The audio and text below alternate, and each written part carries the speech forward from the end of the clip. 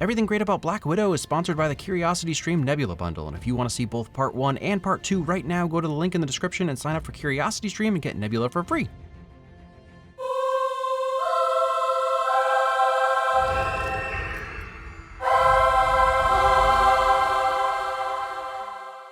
Location cards are giving me Civil War feels, which makes perfect sense since we're about to jump to right after the events of that movie.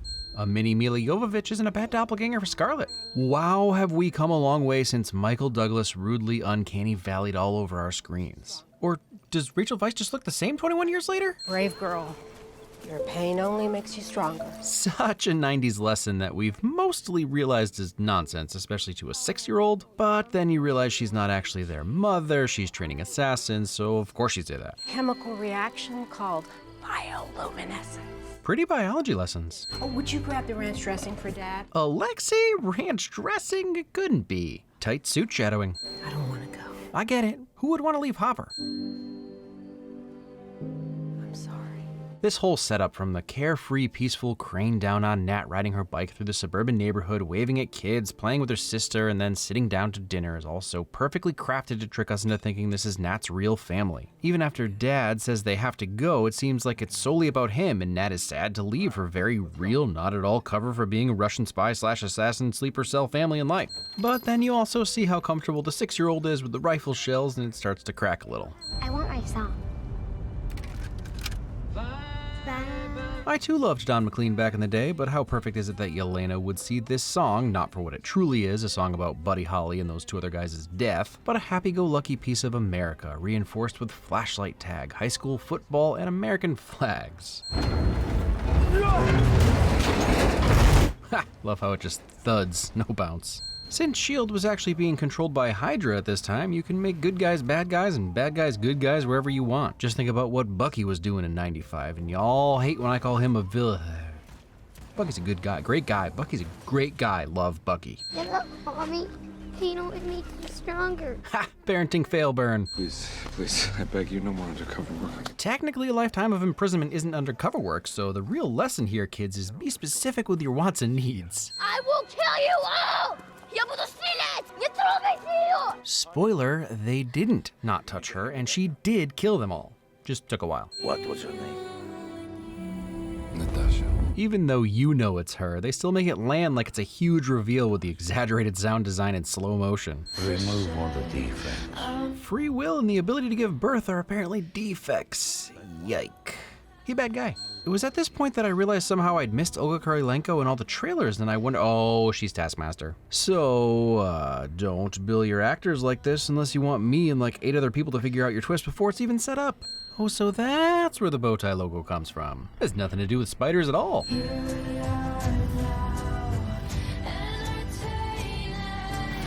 This overtop young girls being sterilized and turned into assassins kind of makes you want to say, really, Troy? Really, Lainey? Was selling out and getting corporate jobs really the worst thing you could imagine?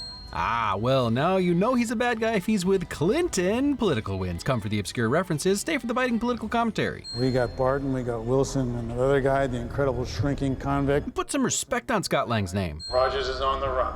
You got no friends. Where are you gonna go? I've lived a lot of lives before I met you, Ross. Ooh, breakup burn.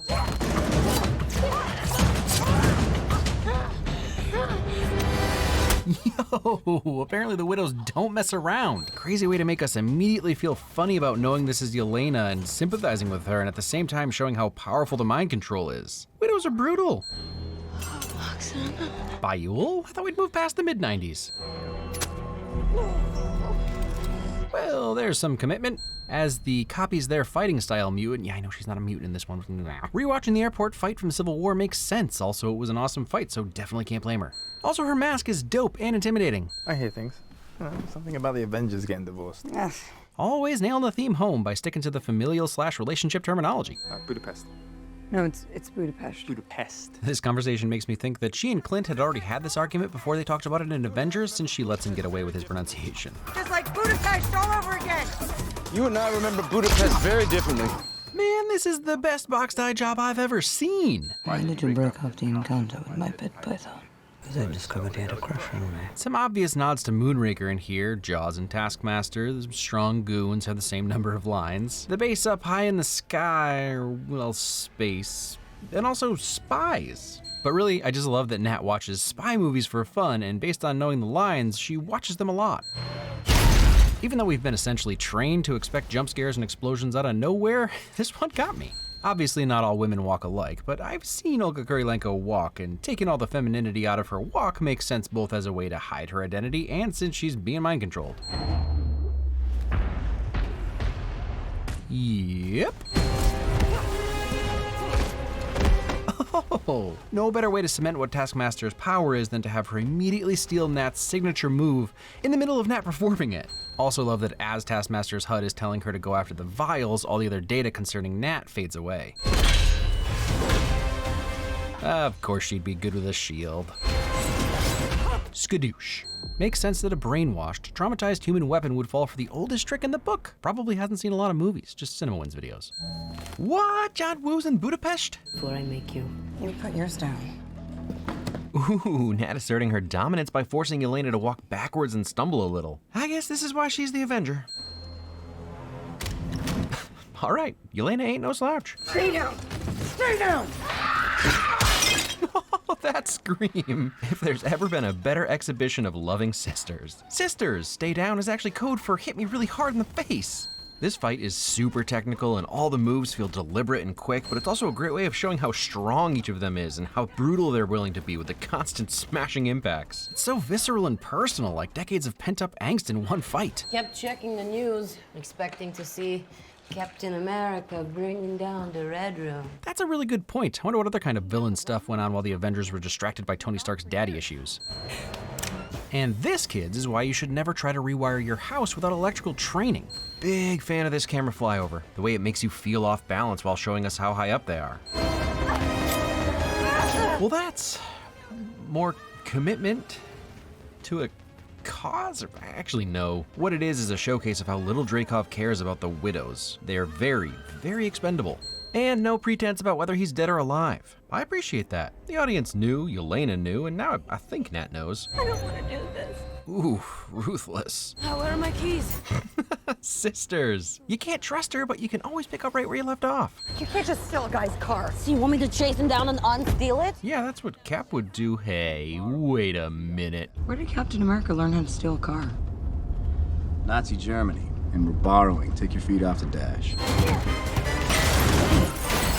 Well, that's some resourcefulness. So Taskmaster is playing a video game. Weapons to cycle through on the left, items on the right, and this mimic stuff might as well be auto-aiming. I love the part where I almost bled to death. Ha!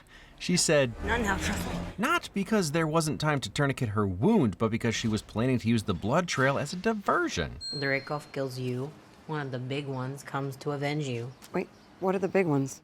I like to imagine Thor and Hulk finding out about this conversation and arguing about who she meant specifically. Well, I doubt the god from space has to take an ibuprofen after a fight. And it's sort of cute to think that Nat doesn't see herself as any lesser of a teammate than the god, and you know what? She's probably been just as effective. She did do the whole save the world self-sacrifice thing. Anyone else that can say that? Okay, well, they're at least on equal footing, and Tony didn't have to fight his best friend for the honor. You just didn't want your baby sister to tag along whilst you saved the world with the cool kids. You weren't really my sister. And the Avengers aren't really your family. Sisters, they know how to hurt each other deep by diminishing the value of each other's relationships? That's not right. The arm and the hair, and you do like a fighting pose. Amazing impression and acknowledgement that Nat is effectively a celebrity, but also, yeah, why? This thing that you do when you whip your hair when you're fighting. Did you ever wish for kids? I want a dog. Florence Pugh kinda outshines pretty much everyone else in the film, and that's like, I'm not, David Harbour's amazing, ScarJo's amazing, Rachel Weisz is amazing. But she does it by somehow at all times combining rough and tough unshakable assassin with archetypal sweet naive little sister. I sorta can't stand it in the best way possible. Where are you gonna go? I don't know. It was more like an invitation. To go to the Red Room and kill Dreykov? Yeah. That sounds like a lot of work. Yep. Could be fun though. Yep. And this entire sit-down heart-to-heart is moving. Something about Nat getting one last call to adventure. It's with her sister. I like your vest. I knew it. I knew you did. It's so cool, right? Let's just get this out of the way. Florence Pugh is always a win. And you can put so much stuff in there. You wouldn't even know. Oh, I beg your pardon, Serena. Clearly, Luke would have a problem with Serena. Also weird that he keeps getting involved with abused and traumatized women. What's your deal, Sleepy Mason? Pretty sure that's Cyrillic for love, and it's gotta be Melina, right? And those two are Natasha, and Google Translate says it's Helena, but it sounds like it's pronounced Yelena. Also, the collarbone says Lady Luck, which for the record, with just one letter wrong, came out as Miss Udua, which I used my ultimate genius to ascertain was not correct. So they just flat out left Hopper to die in that Russian prison camp? Brutal, even for you, Eleven. Anyway, this shield, that he carries with him like a precious baby blanket. Where's the lie? But to be fair, it did save him from falling out that window that one time. I use it to my advantage. I take it, I push him out the window. What year was this? Like 83, 84. Captain America was still frozen in ice then.